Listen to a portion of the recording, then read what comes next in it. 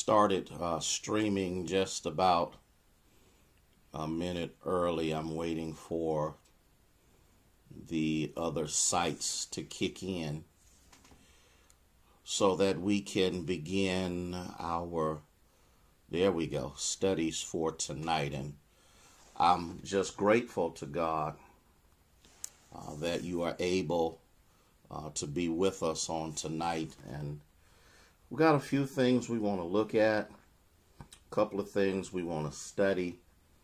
And so just give me a minute. I just wanted to bring on board the OBSC page, for there are people who watch us on that page, and I want to make sure that we have them together as well. I am hopeful that through these series of teachings that many of you are beginning to understand the true power of prayer. Okay, we got them all up and running. Prayer is the most powerful weapon that we have. Prayer enables us to do things that are unimaginable. And the reason that I say that is because many of the things that God does and accomplishes in our lives is done through prayer. And so as we continue to do our study, hey Cora, how you doing? Carletta, how are you? Lavernon, how are you? We are so grateful to God for so many of you who are being blessed by this study. Let me continue on here. I think many of us need to understand that God, in his own way and in his own time,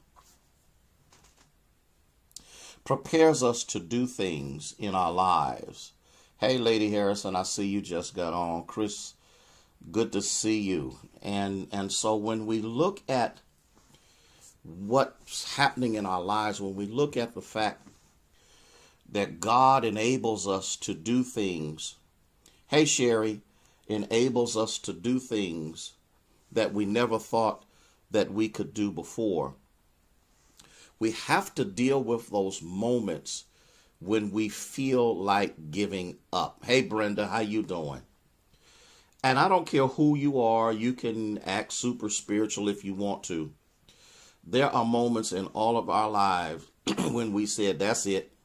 I can't handle anymore. Excuse me, I can't do anything else. I have gone as far as I can go.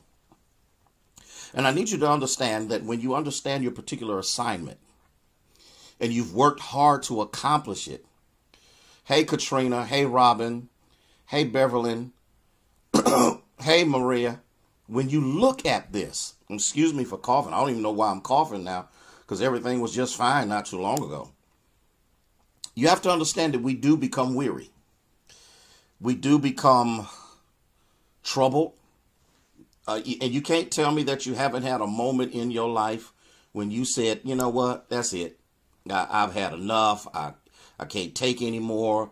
I can't go through anything else. Everything that I'm trying to do seems to be falling apart. Well, I need you to understand, and I need you to see, because in life, there are times when it looks like it just won't come to pass. It looks like everything is going to fall apart. It looks like your whole world has collapsed. And it's in those moments that you need to recognize that God understands exactly where you are. Have you not, hey Gladys, how you doing? Have you not had a moment when you said to yourself, I sure wish this was over with? Hey Tom, how you doing? Sarah, how you doing? Minister of the Most High God. Have you ever had something that God has placed in your spirit to do, and it looks like the more you try to do it, the worse it gets? the more arduous it becomes, the more difficult it becomes, the more you want to say to yourself, you know what? I have had just about enough of this. I see you, Kiko. And so, hey, Tina. And so what we've got to recognize and what we've got to see is that God understands. Now, I know that hey, Daryl, how you doing, sir? Daryl Johnson, how you doing? Listen. Now, I'm not talking about people who aren't doing anything. I'm not talking about people who are really not accomplishing anything. I'm talking to the people who are just at it. I mean, you know, God has told you to do it. You know, God has placed it in your spirit. He said, this is what I need you to do. And the more you do it, it looks like the less that you see something coming out of it. It looks like, hey, niece, how you doing? That's my niece, Marilyn. I see you on here, girl. And doesn't it get to the point that you just say to yourself, you know what? Y'all can have this. God understands. Hey, Nancy, we're praying that the Lord is keeping you in perfect peace, girl. My knees is wore out trying to make sure that you get your breakthrough. You know I had to say something. You know I did. And so in the midst of that, do you understand what I'm saying, Faye? Carolyn Williams, Denise Freisen, I see y'all. That's why I had to bring up the other side, because we bouncing back and forth because different ones are talking on different things. And so in the midst of that, it drives you. God understands. The Lord understands. He's been dealing with tired, burnout, craziness for a long time. He understands when people feel that they are finished before they finish. He understands quite clearly that there are moments in every one of our lives when we say to ourselves, hey, Carolyn Williams, when we say to ourselves, hey, Denise, when we say to ourselves, I can't do anymore, I can't take anymore, I can't handle anymore. But the thing that you must understand, he's still for us. He's still, listen, if no one else is, he is still for us. And the thing that I like about God is, and the thing that I love about God, is he waits to give us exactly what we need to finish our present lap. You remember we were talking about laps on the last time. He gives us what we need. He allows us that time to breathe. Now listen, it does not absolve us from the task, but what it does is it gives us a break from the task. I wish I had somebody who caught what Minister Elder Carter, how you doing? What he does is he gives you a chance to breathe. And in the midst of those breathing moments, he also, hey, Walina, how you doing? He also allows us to experience the rejuvenation of his power and his grace. Prayer is not only for what the Lord does for us, but it's also for what God wants to do through us. And that is so overwhelmingly important for us to recognize and to understand and to see clearly. And so I'm going to talk about somebody. I'm going to talk about somebody who has demonstrated what real perseverance is. You needed this, Elder Carter. You gotta get this, because a lot of times everybody feels like quitting. Everybody feels like giving up. Everybody says, I have had enough. I can't take no more. And you sit down. Harriet, how you doing? It's good to see you this evening. But here's what you have to understand. God is just giving you a moment to relax and then rejuvenate. And so we're going to look at somebody. I'm going to read a little something to you. We're going to look at something, and I pray that it blesses you, because I'm not going to talk about Moses. I'm not going to talk about Job. I'm not going to talk about Elijah. I'm not going to talk. And these are great men of God. These are men who have done some of the most miraculous things for God that could have ever been done. But I want to talk about one person in particular, and his name is Nehemiah. Now, Everybody knows this story about Nehemiah. Everybody knows what takes place. But around about 445 BC, Nehemiah was called to spearhead the rebuilding of the walls of Jerusalem. Did you catch what I said? Now, you gotta recognize something very powerful in what he's been called to do, because what he's been called to do happens when he doesn't even really know what he's been called to do. It is a burden that comes over him. Hey, niece, that's Marilyn. That's my niece. I'm glad you're on. And then share this with somebody else, because there may be somebody I didn't have a chance to share it and get it out there. Let somebody know that we're on, because I think somebody's going to need this tonight. Now, this isn't for the sorry trifling people. This is for the people who have been persevering and pushing and doing what God would have us to do. And so we need to understand that we're not the first people who have had obstacles. We are not the first people who have gone through changes. We are not the first people who feel like giving up. But Nehemiah is somebody for us to look at. Hey, Valerie, how you doing?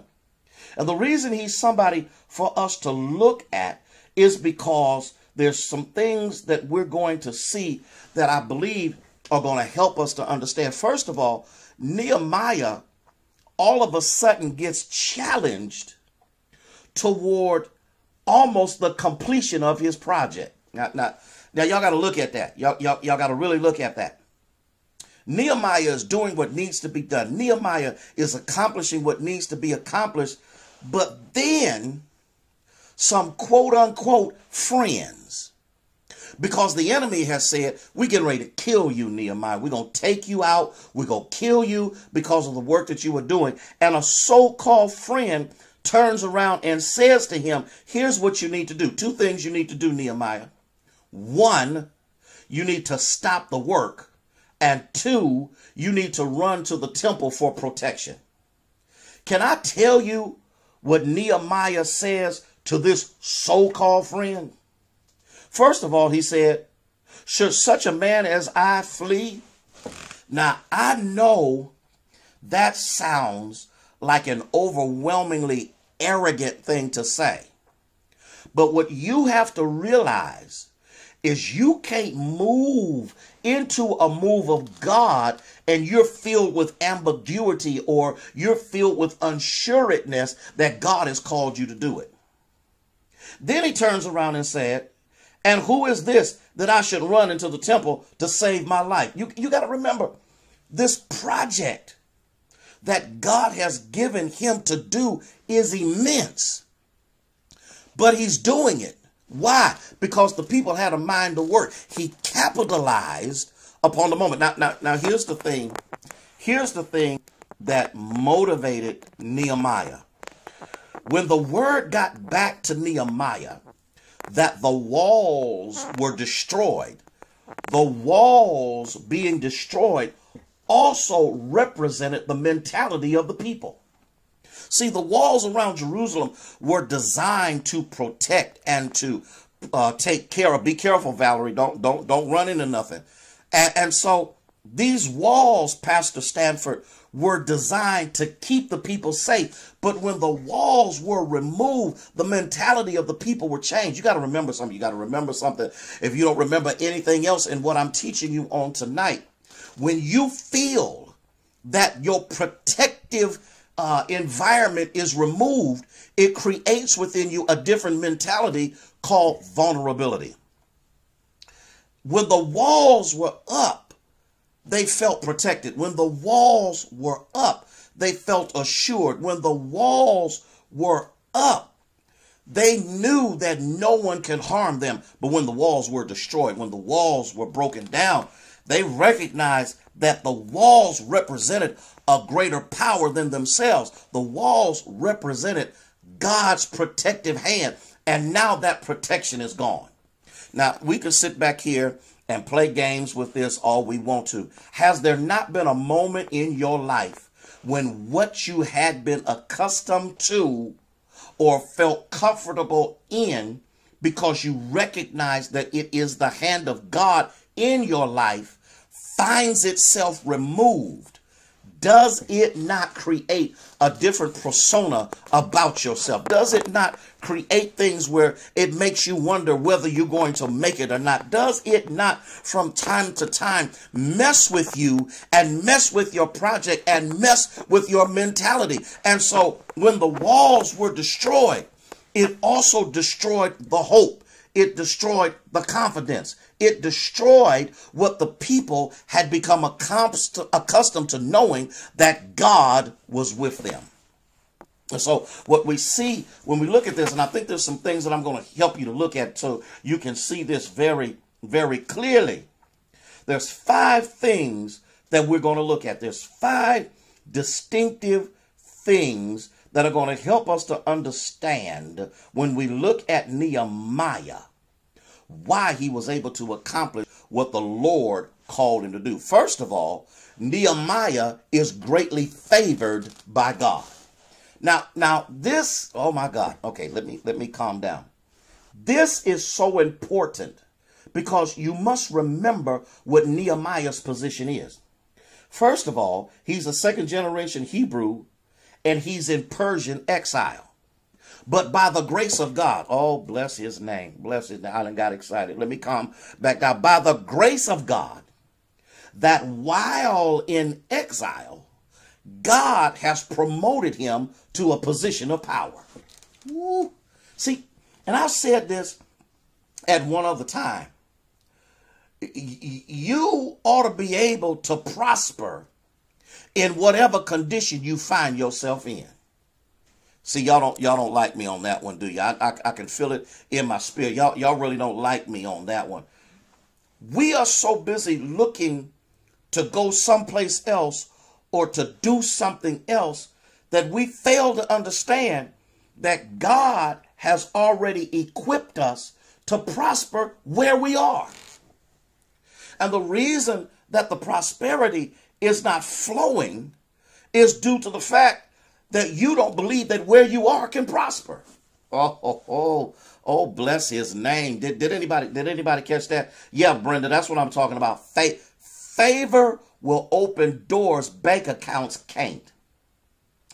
Favor will provide opportunities for you that your friends can't. Did you catch what I said, Katrina? I'm talking about favor. Favor will cause you to be able to do things and pay things, and the money's not yours. Okay, I gotta deal with this. Nehemiah, is a cupbearer, but get this. He's also an advisor to Artaxerxes. Now, somebody might say, well, how is it that a cupbearer is an advisor? Now, you got to remember something. It's Nehemiah's job to test and taste before the king eats and drinks. Which means the king has to have confidence in Nehemiah that whatever Nehemiah does will not be unbeneficial to him. I want y'all to catch that. And so Artaxerxes has a great deal of confidence in Nehemiah due to the fact that Nehemiah's walk with God is so prevalent that even a heathen king will exalt him to prominence. See, let me help y'all. Can I talk to y'all? See, quit looking for the saints to hope you. Quit looking for the saints to provide some stuff for you. There's some heathens. There's some people out here that might not even know who Christ is, whom God has positioned in your life to provide for you what you can't provide for yourself. I done got excited. I'm sorry. Let me calm back down. Let me calm back down. I'm sweating and everything else. Lord have mercy. And so Nehemiah never forgot that God was Yahweh. Now let's talk about this. And I know I'm going to make some people mad. I'm going to make a couple of people highly upset when I say this. The one thing that troubles me more than anything else is when people who have had minimal or marginal resources, people who haven't had a lot of money or a lot of prestige, all of a sudden, when God starts opening doors for them and providing, I'm going to just call it like it needs to be called. It amazes me that the more prosperous people become, the less they need to be a part of what brought them to where they are. Y'all didn't catch what excuse me just a second. Y'all missed what I just said, didn't you? You missed. You went and let that. It drives me insane to see people who have come from meager fare, who have come from much of nothing, who haven't had much of anything, and all of a sudden God prospers them and God exalts them and God, hey LaTanya, and God does stuff for them. And then all of a sudden church is a problem. Worship is an issue. Their lifestyles and things that they do are more important than showing up on Sunday morning or Wednesday night or Tuesday night or Thursday night, whatever the midweek worship or Bible study night is. All of a sudden, the allurement of material possessions and the need to hear other folk call their name is more important than a consistent ingestion of the word of God. But Nehemiah, no matter how far God catapulted him, he never forgot who he was, and he never forgot his God. And no matter what he did, he acknowledged his God in everything he did. Isn't it amazing that the more prosperous some people become, the less they mention God, the less they talk about God, the less they mention his name, not realizing if it hadn't been for his grace and mercy, they wouldn't even be where they are right now. I'm going to get up off of that. I'm going to get up off of that. So we see here that through Nehemiah's earlier days and years in understanding the power of the Old Testament scriptures, he now has been catapulted to a position. Why? Not because he was the brightest bulb in the package, but because God favored him. The Lord guided his development as a man and his strong character, faithfulness, and determination. Now, I want y'all to know something. Nehemiah is not a wimp. Nehemiah is not a weak man. He's a strong-willed man. But his will has been harnessed by God. Ooh, y'all not catching what I'm saying. Are y'all there? Are y'all catching what I'm saying? You can't lead people in a massive project and you sorry yourself. The reason that some folk don't get followerships is because they don't even look like they're determined themselves.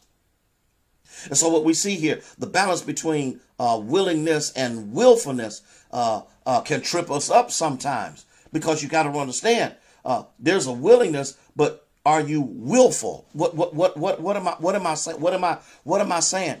You might be saying I'm willing in the beginning, but when it gets rough, when it gets difficult, when it gets hard, okay, you need to have a willfulness that says, I'm going to press on anyway. I'm going to try anyhow. I'm going to persevere anyhow.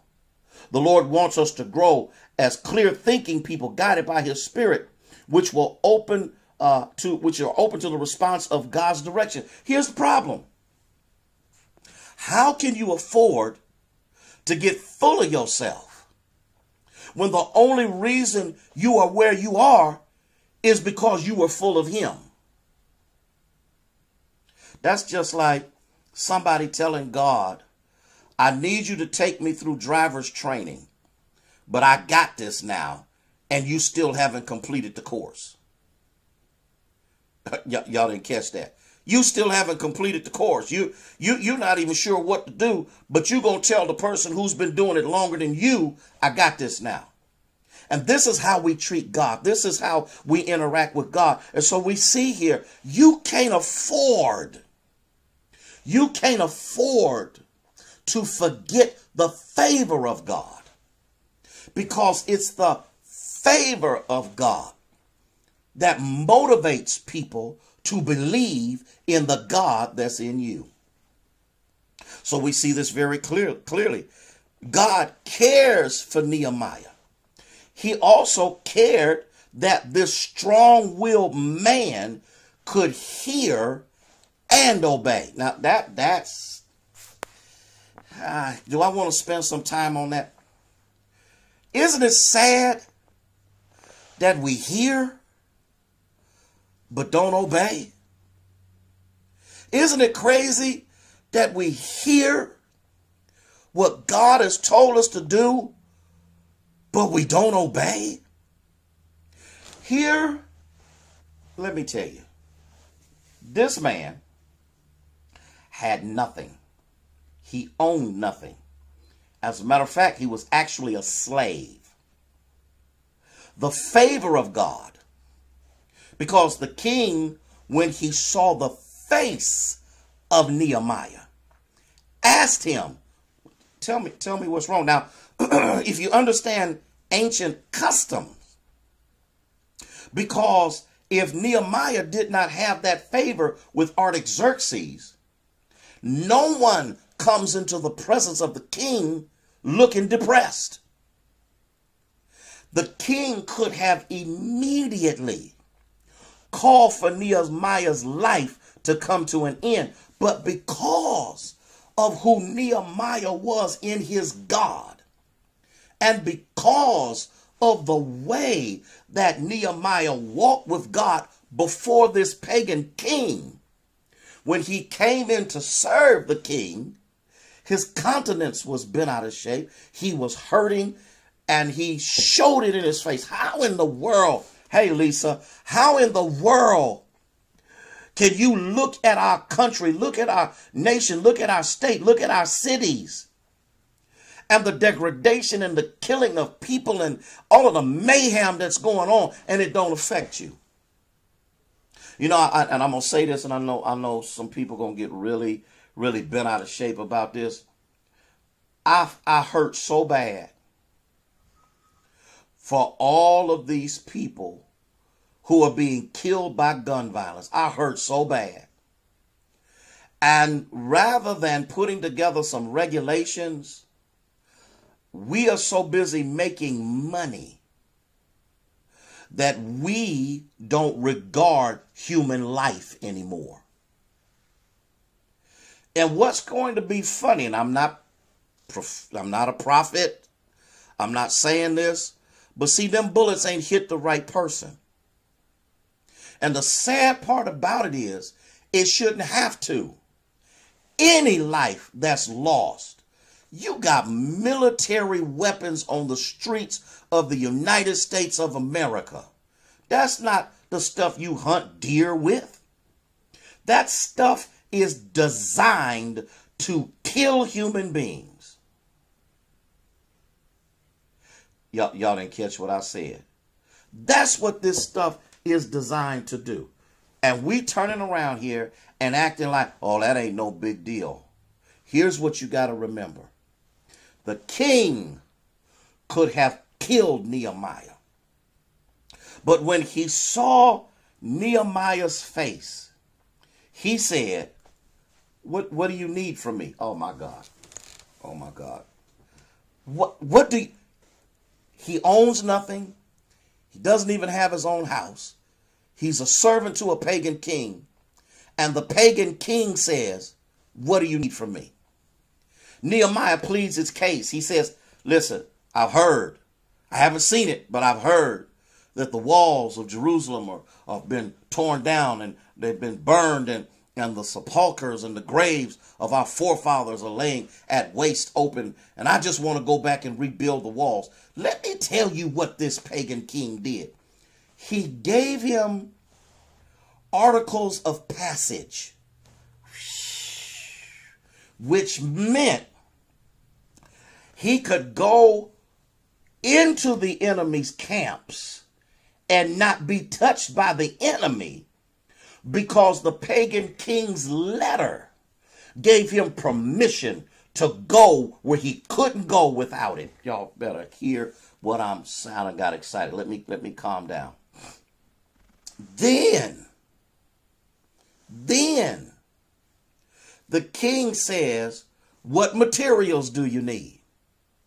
He says, I'm going to give you the best wood you can find to rebuild the walls. And then I'm going to send some of the greatest builders I got with you so that the walls can be put back together again. Did y'all catch this? He's a cupbearer. Let me say this. Never underestimate what you consider to be a minuscule function. Do I need to say this another way?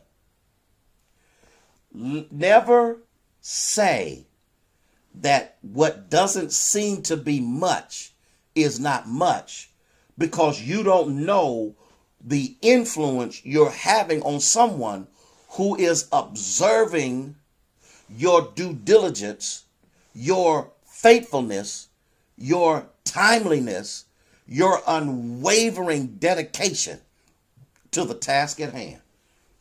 You got to remember something. I know somebody going to say something stupid about this, but I can't do nothing about that. I still clean toilets at the church. I still sweep floors at the church. I still repair roofs at the church. I still take out trash at the church. Now, they claim I got some positions. I'm the pastor of the Union Baptist Church. I'm the president of the Ohio Baptist State Convention. I'm the board chair of the Ohio Organizing Collaborative, not counting all of the other things that I'm in. But in the midst of quote unquote being somebody, I've never forgotten what I used to do. And I don't have a problem doing it. You got folk won't pick up a piece of paper. You got people who will say, that's not my job. It's not for me to do. That's not my responsibility. Well, my God, how do you know that an owner of a business might not be observing your behavior, your willingness to do something that nobody is asking you to do, and then might make you the supervisor? Oh, Jesus, God Almighty. Let me stop. Many of the things that God has allowed me to do has been because I don't have a problem doing small jobs, because no job is small for the kingdom. Not one job. I still buff floors. I still mop floors. I still do what need to be done.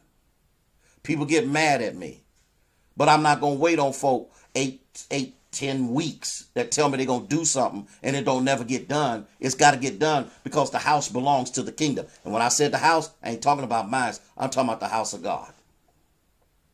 So nobody has to tell me what to do. I got eyes. I can see. This is Nehemiah. Determined man. Made up mind man. Strong-willed man. But he could hear the voice of God.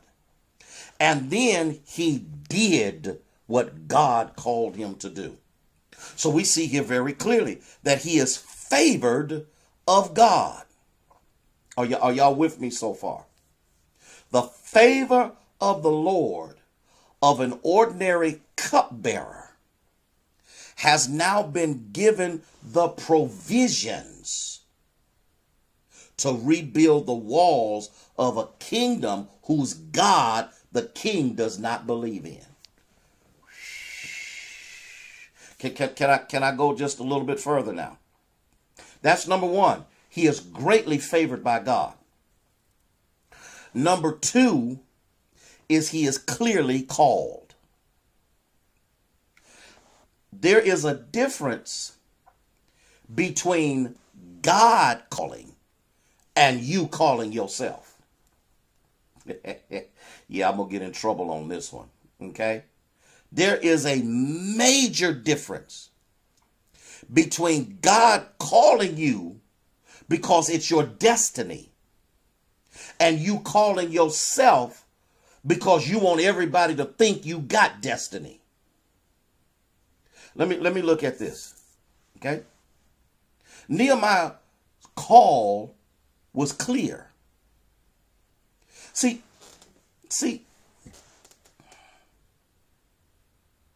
there is no way people should follow someone who does not present themselves as follower worthy. What do I mean by this? Nehemiah was determined to finish the job. I'm going to tell you a story. When we were building the sanctuary over 20 years ago, we had did everything that needed to be done, and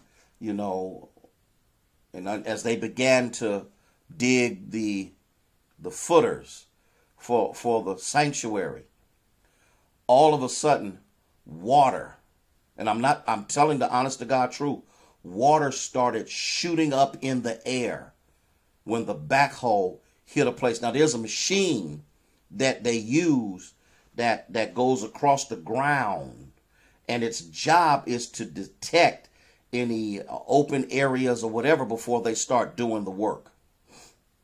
Water started shooting out of the ground, and we didn't have no money because everything we had was tied up in this project. We didn't have anything else. And I went before the Lord because, first of all, I understood my opposition. I understood that there were people who were dead set against the project, and here this comes. And I said to the Lord, what do I do? Because this is going to give my enemies everything they need to assassinate me. And the Lord told me, go downtown, pack out City Hall, and let the mayor know what took place. Y'all not hearing what I'm saying? There are those that are on here right now that know, yes, that's right, Elder Carter. Your dad was there when that happened. We packed out City Hall, told them what our problem was, and at that time, Mayor Ungaro allocated the money that we didn't have to finish the project and did the rest of the sidewalks around the church. You can't tell me that if you've been called to a project, that even when the enemy throws his best shot at you, that God won't make a way out of no way. And so here we see that Nehemiah was determined that he was going to get this done. He understood that he was appointed by God to bring this to pass. Are y'all with me so far? He was appointed to do this work. And so what we see here is that after the Babylonians had destroyed the city, God sends a message to Nehemiah, and Nehemiah gets busy in seeking God first. That's the most important thing that you got to do. Before he came into the presence of the king, he sought God's face. He sought God's favor. He sought God's direction because he understood that this project of rebuilding the walls, which was also going to rebuild the character of the Israelites, was a bigger project than just himself. And so what we see here very clearly, that when these walls were torn into rubble, we see clearly that, and as I said before, they were disenfranchised. They were disappointed. They were bent out of shape, okay? And so all of a sudden, the walls began to go up. All of a sudden, the work on the walls was going through. And the problem was whenever there is a move of God to accomplish his will, there will always be opposition. Y'all didn't catch that. Nehemiah fasted and prayed. His prayer, get this, was one of praise, and it was a specific petition that God would give him favor.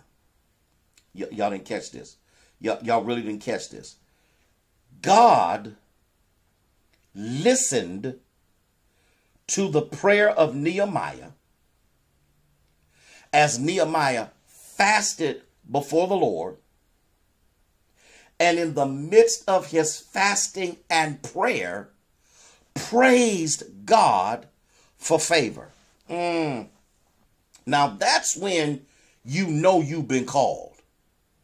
When you can praise God in advance of any activity happening as if the activity is going on, that's when you know. That's when you know you've been called. And you got to remember that, because if you haven't been called, you are messing people's lives up. Because now you out here acting like you all of that, and you don't have a clue where you're going or how you're going to get there. The Lord answered Nehemiah's prayer that as a cupbearer and an advisor to the king gave him everything he needed. Can I talk to y'all for just a moment? There's somebody out here, you are struggling. Somebody out here, you've been in this thing and you've been trying to work this and you've been trying to do this, and it looks like nothing is going to happen and nothing is going to take place. It looks like everything that you put your hand to is failing and falling apart. The devil is a liar. You have to remember that every time there's a move of God in your life, there is also a move against you. Let me say it one more time. Every time there is a move of God in your life, there is always a move against you. Can I say it one more time? Every time there's a move of God in your life, there is always a move against you. And that move is designed to deter you. That move is designed to distract you. That move is designed to get you off focus. And when you get off focus, you're also wasting precious time that God has allotted. Because you better remember something. After the walls are rebuilt, Nehemiah got to go back home, back to his old job. Okay, that y'all really wasn't ready for that. It's a time frame that Nehemiah is on. So he says, "Why shouldn't I be sad?" All this kind of stuff, and okay. And then the king gives him permission. Asks him what he wants, gives him permission. He gets the lumber that he needs. He gets the workers that he needs. He gets everything that he needs in order for him to go back home. All that Nehemiah asked for was granted by Artaxerxes. Y'all didn't catch that. All that Nehemiah asked for was granted by Artaxerxes. But see, here's the thing, and this is going to mess some of y'all up. His prayer was specific. His prayer was not all over the planet. His prayer was not about a whole lot of other stuff. His prayer and his praise were specific. I wish I had somebody that caught what I said, because prayer and praise go together. He didn't ask for anything else other than favor to go back to Jerusalem to rebuild walls he had not seen, but he heard of the situation. It's time for us to do some rebuilding. It's time for us to do what needs to be done. It's time for us to make it up in our minds that we are not going to allow any weapons formed against us to prosper. Hey, Pat, how you doing? Are y'all catching what I'm saying? Is there anybody out here catching what I'm saying? And see, what you have to realize, there's going to be some pushback. There's going to be some people who are going to talk about you. There's going to be people who are going to say, you done lost your mind. But he says, should I, being who I am, stop the work?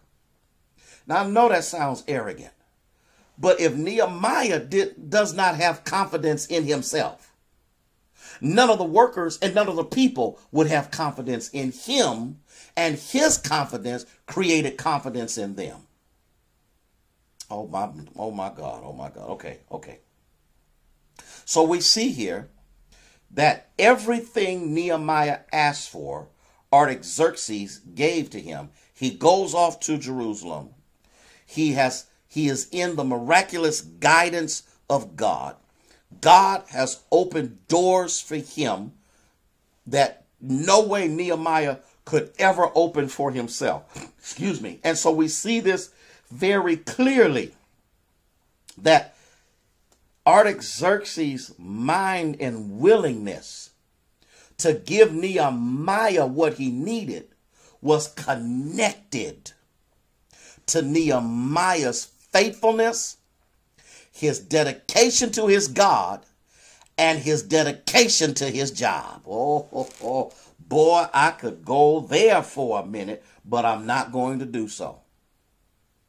Because you got to remember some of the things that come your way, some of the opportunities that come your way, some of the favor that comes your way comes through people that you don't even know were paying any attention to you. And so we see this very clearly. Now that's number two. One, he was greatly favored by God. Two, he was clearly called. And the Lord won't let me off of that. And when I talk about called, I'm not talking about to preach.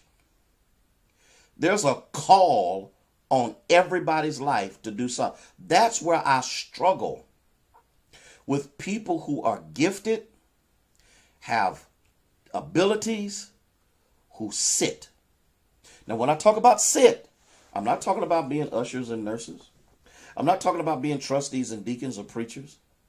What I'm talking about is they never impact society through the giftedness that God has given them, because we so busy being gifted around each other that we fail to understand that the giftedness we have is not always necessarily need to be seen in the fellowship.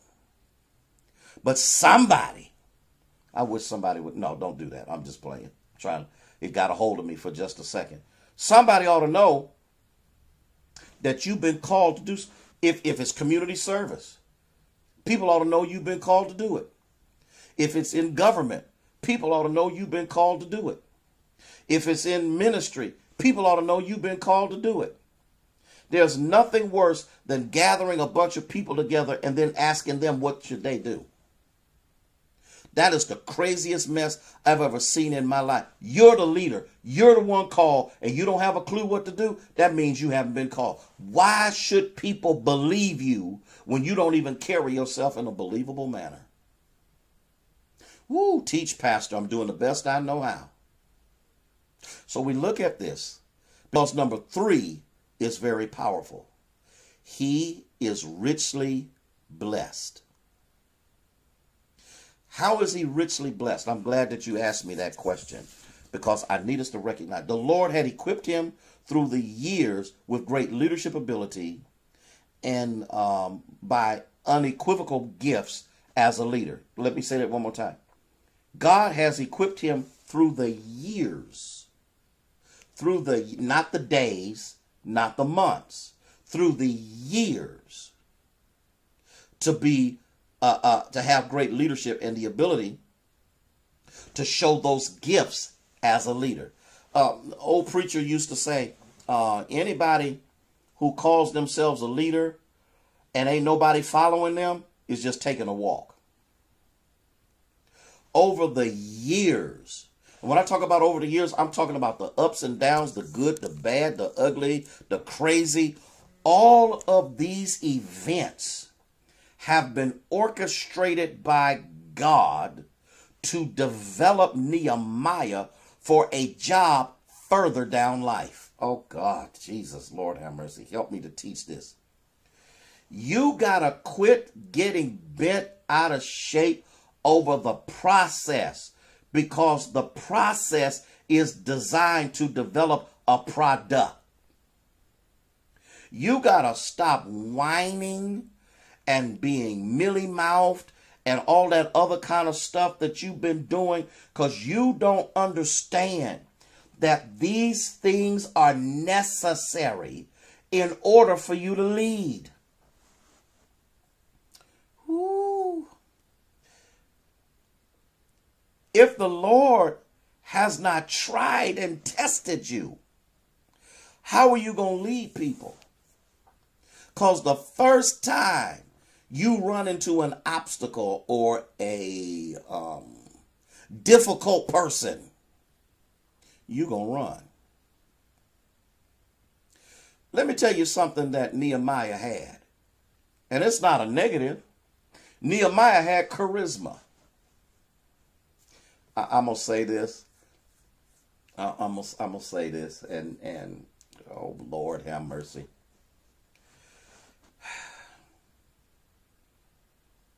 Charisma is an important capacity to impart the vision. If the person with the vision is not charismatic or excited about the vision, no one else will want to be bothered with the vision. Y'all gotta catch that. Y'all gotta catch that. Whenever the Lord gives vision, he also gives excitement about the vision to the visionary, so that the visionary can share the vision and the people catch the vision and get excited just like the visionary. If I turn around and say to the Union Church, well, church, I don't know what we're going to do or how we're going to get there, and I'm not really excited about the project, but the Lord will make a way somehow. They done changed the channel on me by the time I get the 10th word out of my mouth. But if I say the Lord has spoke clearly to me, charisma is the ability to let people know that what's inside of you is real. That what's inside of you is bursting to come forth, and how they need to buy into it so that they can understand that they're a part of the move of God. He has charisma that enable him to impart the vision and the skill to organize people. I mean, how in the world you going to lead somebody and you can't organize nobody? Like I said, you calling for a meeting and you talking about now what we going to do and how we going to get there. No, that's not how it works. A true leader already has the plan put together. Now, there's nothing wrong with asking people to buy into it so that it can get done. But the people are not the architect of the vision. Y'all ain't catching what I'm saying. You gotta have one head. Anything with more than one head, something wrong. And when I talk about that, I'm not just talking about the church. I'm talking about leadership. You can't have 5 people leading. Okay. It just dropped in my spirit. Y'all ready for this? Y'all remember when David challenged Goliath? And in the midst of that challenge, when he said, who is this uncircumcised Philistine? And David went down to the brook and he picked up 5 smooth stones. The reason that he picked up 5 smooth stones is because he understood the mechanics of the Philistine army. He understood quite clearly that there were 5 captains, not 1. But you need to look at this. Nobody got their assignment mixed up because it was Goliath's job to challenge the people of God. And the other 4 did nothing because they understood Goliath was the leader of this campaign. Let me teach this. Let me teach it. If I don't ever teach again, let me teach it. And so you have to, I know, Valerie, I'm sorry. But you have to be able to cast the vision as the visionary. You do. Not the people, you do. And they've got to be able to see through your charisma that God is speaking to you. That's why some stuff falls apart. It's because you act like you don't want to do it. You act like you don't want to be a part of it. You always complaining about what done fell apart or what went wrong or how this isn't working and that isn't working and this isn't coming to pass and that's not coming to pass. Well, doggone, if that's the seed you are planting in the people you got to lead, why should they follow? Even if it looks like it's falling apart, you ought to be the catalyst for success. I know I lost y'all right there. You ought to be the one that can step up into that thing and say, I know it looks rough right now. I know it looks difficult right now, but God is on our side. This charisma created enthusiasm. If you're not excited, I mean, my God, if I'm not excited about Sunday morning worship, if I'm not excited about leadership training, if I'm not excited about the work of the ministry, why should you be? Nehemiah had enthusiasm to work until the task was finished. Here's what I'm trying to get you to see and trying to get you to understand. God allows you a time of rest. God allows you a time to regroup. But God does not allow you to quit. And so I got to bring this to an end. I see I only have just a few minutes left. When he arrived in Jerusalem, he saw that the walls were in shambles, and he felt the dismay of the people. That's why you do ministry, because you feel the heart of the people. You feel the heart of people who are disjointed. You feel the heart of people who are hurting, who are abandoned, who are forsaken. You feel the heart of people who have absolutely no hope. You show up with hope. You show up with encouragement. You show up with direction. You show up with determination. Because you want them to understand, I know it looks bad now. I know it looks crazy now. Yes, it does. But